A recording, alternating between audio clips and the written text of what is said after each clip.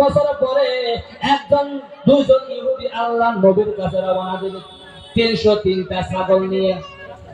ও ভাই বসে বলেন কি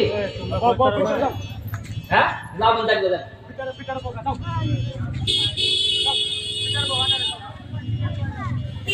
আঙ্গারা বের করে বলুন তো প্রিয় মুসলমান বুঝলেন না বলতে জানি কোন ভাই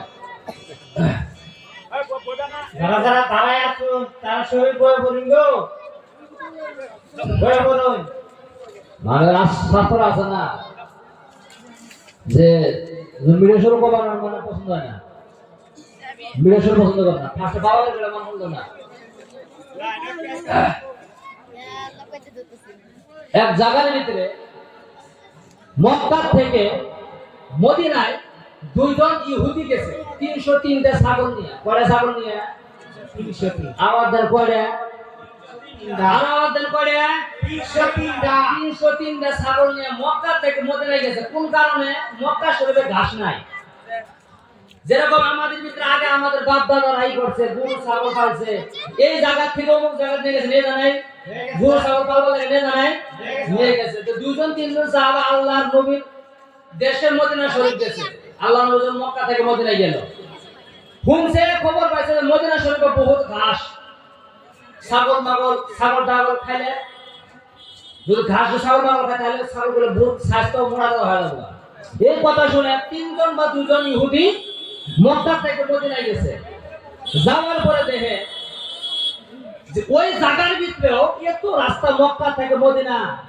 শুধু উত্তর দিকে কোন দিকে মক্কা থেকে আল্লাহ রাসূলের রওজা শুধু উত্তর দিকে যারা হাজি আছে জিজ্ঞাসা করবে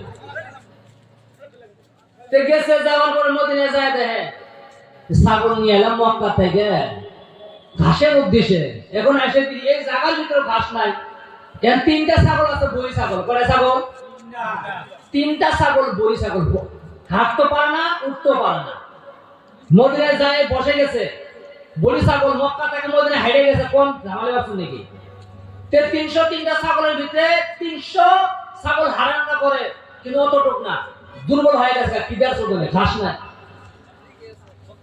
ইতিহাসের ভিতরে পাওয়া যায় আল্লাহর নবী সাল্লাল্লাহু আলাইহি ওয়াসাল্লামের হাদিসে মুবারাকার ভিতরে উদ্দেশ্য করে বাহির করলাম তারপরে দুইজন সাহাবী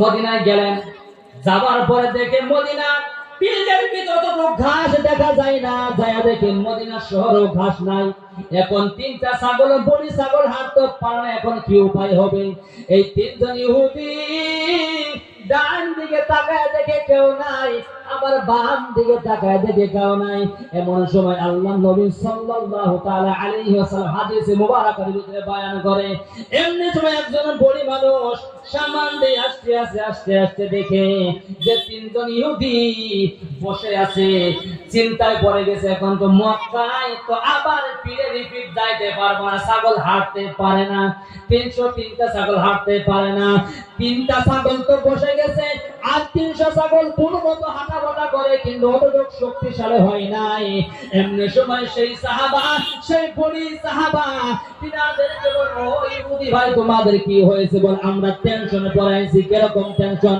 মক্কা থেকে আইলাম এখানে ঘাস তালাশ করার জন্য এখানে আইসা এই ঘাস পর্যন্ত মরে গেছে আল্লাহর নবী সাল্লাল্লাহু তাআলা আলাইহি ওয়াসাল্লাম হাদিস মুবারাকার ভিতরে বয়ান করেন আল্লাহর নবীকে আল্লাহর উদ্দেশ্যে দিয়ে দিলেন সেই বড় মানুষ বললেন ও ইহুদিরা তোমরা শোনো আমাদের জায়গার ভিতরে একজন নবী আছে সেই নবী নাকি রাস্তায় যদি হাইটা যায় মরা ঘাস পর্যন্ত জিন্দা হয়ে যায় চিৎকার মেরে কোন সুবহানাল্লাহ সবাই দুরূদ পড়েন আল্লাহুম্মা সাইয়্যিদানা মাওলানা মুহাম্মদ ওয়া লা ইয়ালি সাইয়্যিদানা মাওলানা মুহাম্মদ এই 303টা ছাগলের ভিতরে এই ইহুদি তিনজন ইহুদি সেই বুড়িমাকে বললেন, বুড়িমা আমাদের কি উপায় করতে হবে বলে দাও। বুড়িমা বললেন, ও ইহুদি তোমার এক কাম করো, যে আল্লাহ নবীর দরবারে যাও। আল্লাহ নবীর দরবারে যাওয়ার পরে আল্লাহ নবীকে তুমি দাওয়াত দিয়ে ডেকে নিয়ে আসো। আল্লাহ নবীকে দাওয়াত দিয়ে ডেকে নিয়ে আসো। এই তিনজন সাহাবীর ভিতর থেকে দুইজন সাহাবী চলে গেলেন, দুইজন ইহুদি চলে গেলেন। এই দুইজন ইহুদির ভিতরে যখন নাকি আল্লাহ নবীর দরবারের ভিতরে পৌঁছে গেলেন, যাওয়ার পরে রাসূলকে বলে, রাসূল গো আমরা শুনেছি আপনি যদি আমরা একটা টেনশনে আছি। বলে কি টেনশন ইহুদি তোমরা বলো। বলে আমরা মক্কা থেকে মদিনায় আইছি এই জায়গার ভিতরে ঘাস কেনার জন্য, ছাগলকে ঘাস কেনার জন্য। এখানে এসে দেখি এখানে ভিতরে ঘাস নাই। আমাদের একটা বড় মানুষ বলল, আপনি যে জায়গা দিয়ে হাইটা যান মরা ঘাস পর্যন্ত জিন্দা হয়। তাহলে আপনি নবী কি বলবো আমাদের সাথে যেতে পারবেন? আল্লাহ নবীর দয়ার নবী কিরকম নবী, যে নবীর ভিতরে মায়া আর মায়া আমাদের জন্য নবী মায়া করেছে।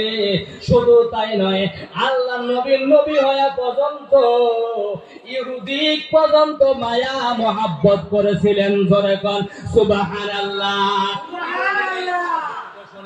আল্লাহ নবী চলে ইহুদির সঙ্গে চলে গেলেন। যাবার পর ইহুদিকে বললেন, ইহুদি ভাই কোন জায়গার ভিতরে ছাগল 303টার ভিতরে 3টা ছাগল বসে গেছে, হাঁটতে পারে না, কোন জায়গার ভিতরে ছাগল? তারপরে যখন নাকি আল্লাহ নবীকে নিয়ে গেলেন ফিল্ডের ভিতরে, আল্লাহ নবীও যায় দেখে ঘাসের পানি কিছুই দেখা যায় না। এমনি সময় দেখেন আল্লাহ নবী কিরকম নবী। আল্লাহ নবী সে 303টা ছাগলের কাছে যাওয়ার সঙ্গে সঙ্গে 303টা ছাগল পর্যন্ত আল্লাহ নবীকে দেখে সালাম জানিয়েছিলেন। ধরে কোন সুবহানাল্লাহ। শুধু তাই নয় রে বাবা, ছাগল বলে আল্লাহ,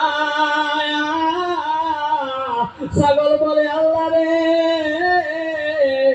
আজকে আমরা যে নবীকে পাইলাম আমার তো জবান বন্ধ। আল্লাহ আপনি কি আমাদের জবান খুলে দিতে পারবেন না? আল্লাহ বলে, ও ছাগল তোমরা যদি আমার নবীর সাথে কথা বলার জন্য জবান খুলে চাইতে আসো, যাও আমি আল্লাহ তাআলা তোমাদের জবান খুলে দিলাম।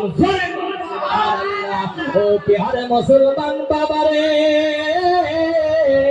ছাগলের জবান খুলে গেল। খুলে যাওয়ার পরে ছাগল বলে, ও রাসূলুল্লাহ হুজুর আপনাকে দেখে আমাদের কলিজা ভরে গেছে, আমাদের খিদা মিটে গেছে। ছাগল বললেন, আমাদের খিদা মিটে গেছে কেমন করে? বলে আপনি নবীর চেহারা দেখার পর্যন্ত আমাদের খিদা গুলো মিটে গিয়েছিলেন। ধরে কোন সুবহানাল্লাহ। ও প্যারে মুসলমান বাবাজিরা, কিরকম ভাবে আমাদের নবীকে চিনা দরকার। যেই নবীকে ছাগল পর্যন্ত সালাম দেয়, আমাদের নবীকে সালাম দেওয়া দরকার আছে না? না। ও প্যারে মুসলমান বাবারে, আল্লাহ নবী কিরকম নবী। ছাগলকে বললেন, ছাগল রে তোমরা আমার আজ দিয়ে হাঁটা আরম্ভ করো। আল্লাহ নবী ফিল্ডের ভিতরে চলে গেলেন। যাওয়ার পরে যখন নাকি আল্লাহ নবী সামান দিয়ে আগে বাড়ে যায়, আর সঙ্গে সঙ্গে আল্লাহ নবীর পিছে পিছে 303টা ছাগল হাইটা হাইটা যায়। আল্লাহ নবী যে জায়গার ভিতরে হাইটা বেড়াইতে আছে, পিছন দিকে তাকায়া দেখে